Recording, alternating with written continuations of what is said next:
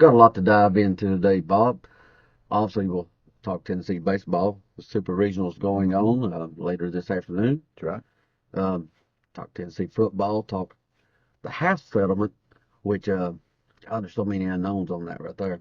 A lot. But it's one of the biggest stories to come out in the last 5 years.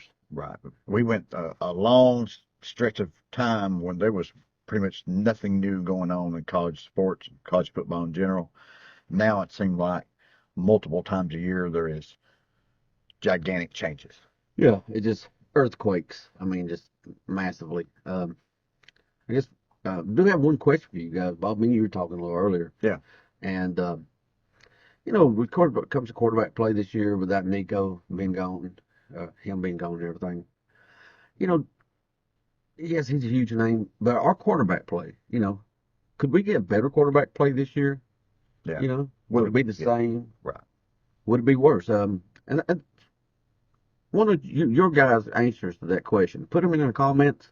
Yeah. Whether you think we'll have better quarterback play, the same, or it will have a drop off in the actual production on the field. Right. But thanks for joining us. We'll talk a little bit about that. Our point of view a little bit later in the video, a little bit. Yeah. But we'll start off with the baseball. But yeah, guys, thanks for joining us today. If you got just a moment, hit that notification bell for us. Hit that subscription button. Helps us tremendously. We're trying to get to 1,000 subscribers. And Bob, let's dive into it. Baseball. We won't get this out before today's game, but we're in a do or die situation. Right, we are. I mean, it's the games, our season. It's on the line. It's on the line. I mean, it could be over today. Now, we do have Liam Doyle on the mound, which makes you feel a lot better about it. But oh yeah, best pitcher in the country, probably. Probably is. And but man, I think that may or may not be the key to the game, though. Really, I think our offense is really struggling right now, and particularly the middle of our order, which is unusual. That's your bread and butter. But man, Inslee's 10 for his last 47. Thanks to New York Ball on VolQuest. These stats here. 10 for 47. Bargo's 3 for his last 42, 1 for his last 27. Chapman's 3 for his last 21, 12 for his last 63 since April. Now Curley actually is playing pretty good offensively. Need to make sure I note offensively. But man, you can't have those. Now Inslee, this guy's been around a while. He'll get, if the season lasts long enough, he'll get out of this funk. I believe that. I could probably see it out of Chapman. Bargo, I'm not sure. He's been kind of too up and down, and he's had these long streaks of bad before. So honestly, I feel like if I was the coach, and obviously I'm not, and Tony's had a little better track record of being a coach than I am, just a little. And I think I would move Bargo either out of the lineup or down in the order. I wouldn't have him in the heart of the order there. Cleaning up, man, he ain't cleaning up much. That's a broom you need to replace. Yeah, but I mean, I know you're messing with people's psyches, and I don't know, but man, for the last 27, don't worry about the psyche at this point. Right. I mean, right now he's got one more hit than I do in his last 27 bats. Sure, yeah. Okay, I mean, what are you losing if you shake up the lineup with those kind of numbers? Yeah, and he seems to be swinging at just a lot of bad pitches sometimes. I mean, but yeah, it's amazing we've gotten this far. Yeah, honestly, with those numbers in the last few games. Which we tell you what, that part of the lineup smooths things over and starts playing better. Watch out. This seems to be really good. We can get hot. But you're asking three guys, especially, you need at least one of those guys to turn it on and get better. Probably two. Yeah, probably two. Yeah. One of them needs to get back to, hitting 250, 300 type range. And the other one needs to get back to hitting close to 300. And the other guy can't be an automatic out. They just can't. None of the three can be an automatic out. Yeah. Well, right now you're just hoping Bargo gets back to 100%. But Yeah. I mean, it's batting average, not Right. as, Yeah. you know, it's bad. Yeah. It's bad. But now if we get it, I mean, we'd come right back, beat Arkansas, hopefully today, Right. extend this out a little longer, get these guys an opportunity to get warmed back up again. Yeah. Get out of this slump. Because everything has fallen so far where a lot of your high seeds have went out. The tournament could open up to us in the College World Series if we can make it there. Yeah. I mean, it's kind of wide open. I mean, we've got probably the roughest path, but still, it ain't like, you know, it's definitely a winnable tournament if you're a pretty good team, you know. Arkansas, if they win this thing, beat us in the regionals, got to feel really good about winning it all. Um, but I mean, that one game at a time, Game at a time. Yep. and today's game is the most important of the season. Yeah, so hopefully by the time you watch this right here, we'll be celebrating a victory. But Right. Bob, let's dump that for a second and slide over to the house settlement. Mm-hmm. I can't really describe how big this is, considering we still have so many questions about what's going on. It's probably why we haven't seen as much heard about it as we would have, or we did on some of these other things. But I'm quickly going to touch on the highlights, and then we'll discuss a little bit some issues that Tennessee or some ball players might have, and basically all the Division One, I believe it is, of the NCAA has to pay out $2.5 billion to former players. Mm-hmm. The thing that's going to affect us now, though, is the schools are now going to have a 20 and I think the $20.5 million budget to pay players with, and any NIL deal over $600 has to go to a third party to be looked at, and if it's deemed pay for play, it will be negated. Right. If it's negated, then you can try to rework it, set it again, scrap it, or try to go to a mediator. Right. There's lots and lots to talk about with that. Yeah, that stuff. I mean, how do you determine that? Number one, like say if a guy puts a, we put up a guy for a billboard for a company in Knoxville for Tennessee. Is that going to have the same value as a guy for, let's say, Auburn or in Auburn, Alabama for Auburn, or UCLA, let's say Nico, for instance, in Los Angeles? Well, yeah, I mean, you got different markets, you got different passionate groups of football programs. Yeah. How do you make a blanket statement on an NIL value? That's going to be so difficult. And for a local hardware store in Ames, Iowa, versus a local hardware store in Knoxville, Tennessee. I mean, population basis, fan bases, the passion. Right. How do you gauge that passion? Because that makes a difference. I mean, the fanatical sense of the fan base will make a difference. But I mean, you got that. That's interesting. The money that's being spent here. A lot of people say somewhere around 14 million probably is going to go somewhere around toward football.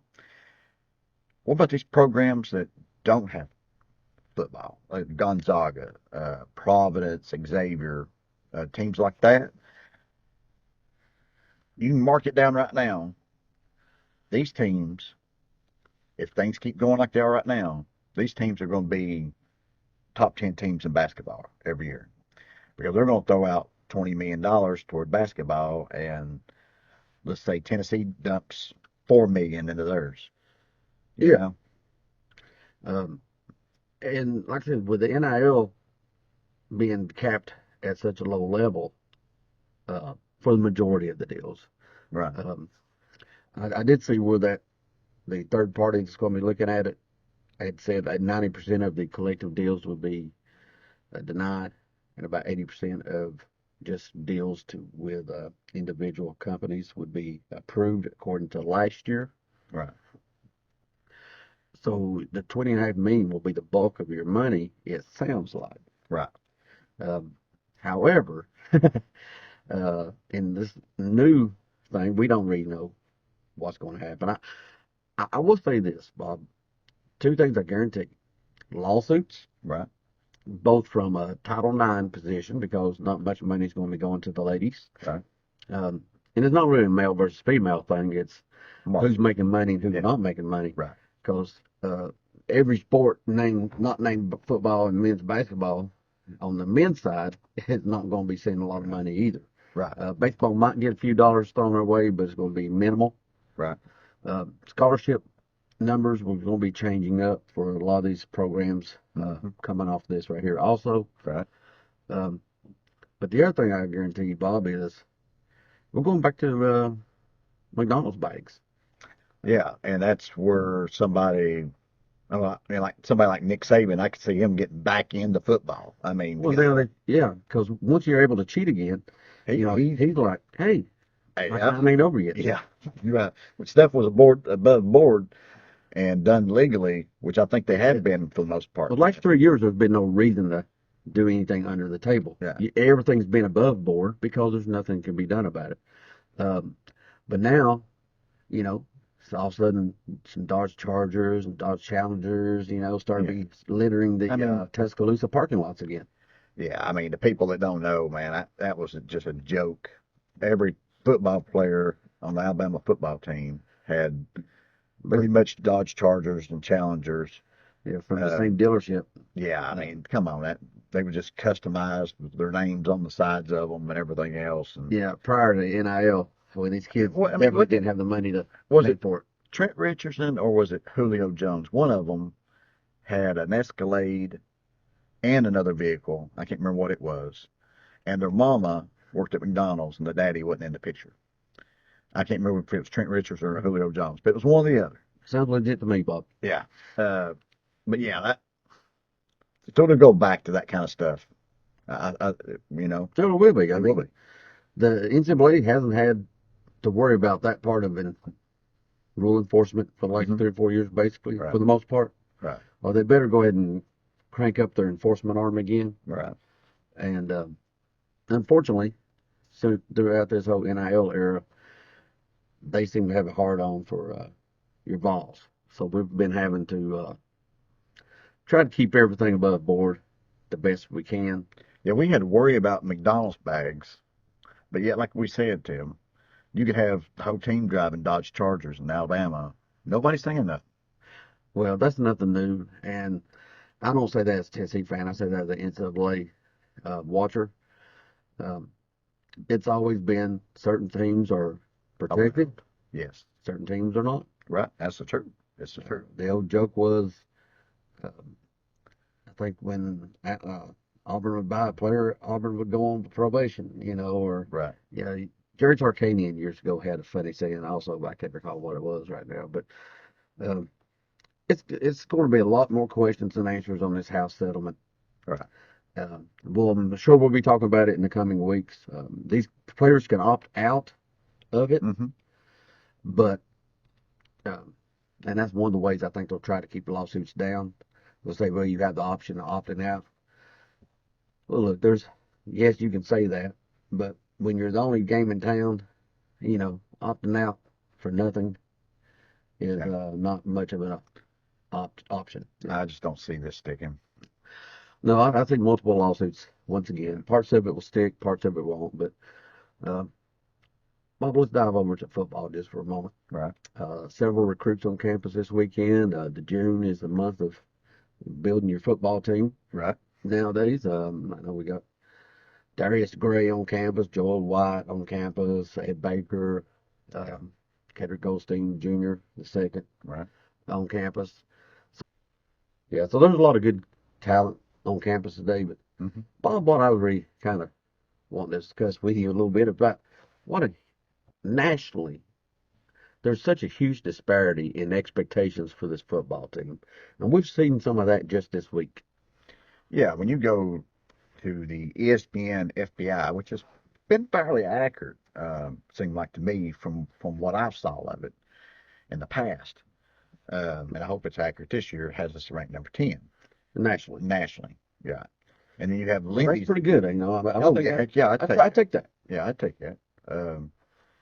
And then you have Lindy's, I think 11th in the conference, which now I think they have the conference ranked pretty highly in general, but still 11th in the conference versus 10th in the nationally. country. Yeah. Yeah. Pretty big difference there. But, you know, it doesn't really, maybe that big a disparity shocks me a little bit, but I kind of expect a lot of differences. I think we're one of the great unknowns of the power teams, the Well, name teams. it's like it goes into our initial question of the video here was, will we be better at quarterback? And most people I think view us as being worse. Well, nationally, Nico had a name. Right. Um, Well, they're looking at Nico. They're looking at Dylan Sampson, James Pierce. They don't realize we've recruited Leos as good as anybody in the country the last few years. They don't know that we've got some good running backs behind. And we'll run for 2,500 yards every year Hopple's been here. Don't matter who's behind the lines. And, you know, Nico underperformed last year. I mean, I was hoping he'd do better, and I was hoping that if he remained the ball this year, that he would have a good year this year and start reaching that potential. He probably would have took a step forward this year. Probably. But now I do believe, I'll go on a limb right now and say, whoever starts for us this year ends up being the starter, let's say, whenever everything shakes out. Who knows how this is going to go at the beginning of the season. Will they go with one guy, him fail, possibly go to somebody else?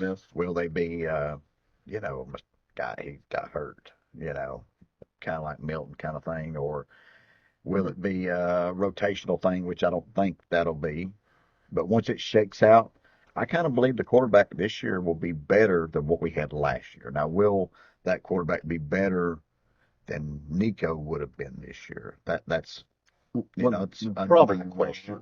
But, you know, and look, I'm not trying to say anyone on campus has higher ceiling than Nico. Right. But let's just look at what his actual production was. Right. And, you know, his fame and his production did not match. Right. So definitely the amount of money he was getting. And the production did not match. Right. Yeah, I agree with that. 100%. Which, you know, little tidbits I've heard so far that have been very, very, very little, that George has looked, he seems to process things very well and probably further along than what, you know, say Merklinger was at this point last year. And that Aguilar has done pretty good. He feels like he's catching on to the offense well. He felt like there was some things that was similar. Some carryover from App State to Tennessee. Yeah, that's good news. Because I mean, you want whoever win this job to win it, and not win it by default. You know what I mean? Oh yeah. Good competition. You know, they like to say iron sharpens iron. Right. But you know, sometimes you just got three duds. Somebody has to win it. But you'd rather have three studs than somebody win. And I do believe we got talent. Yeah, I think Jordan. We've recruited quarterback position. I feel like got good talent, and I believe in Merklinger too. And there's some things out there about Aguilar that makes me think this guy could do it. I think he could be a good fit in the system. Right. Right. He's fearless. You want good deep ball. Good deep ball. Right. Yeah, which is one of the better deep ball throwers I think that was out there. Critical in this offense. Mm-hmm. He's got that mentality too, I think, along with Heupel of grip it and rip it, and that burn them at App State sometimes with the interceptions. But with the wider splits in this offense, guys are open for a split second. Yeah.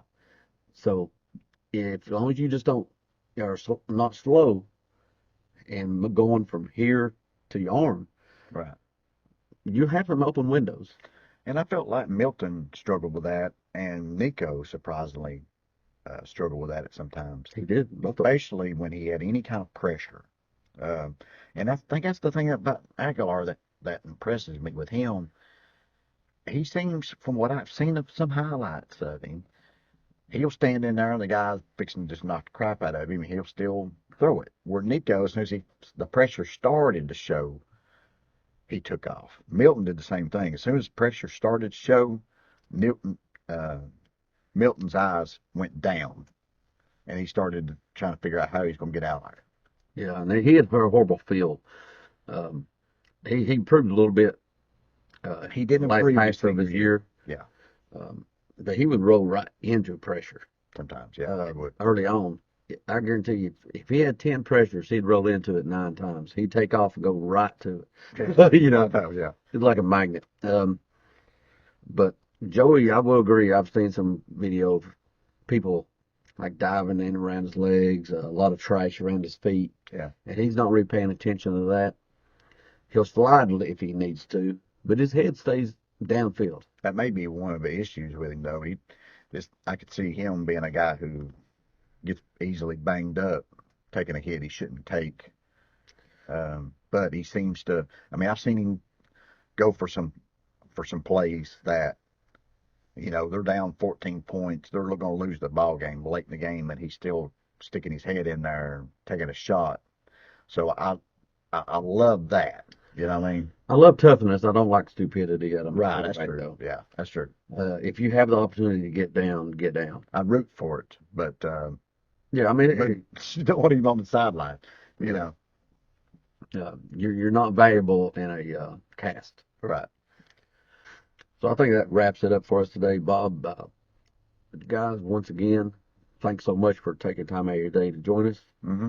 If you haven't hit that subscribe button, please do so. It helps us out a great deal trying to get to 1,000 subscribers, and we're knocking on the door. Yep.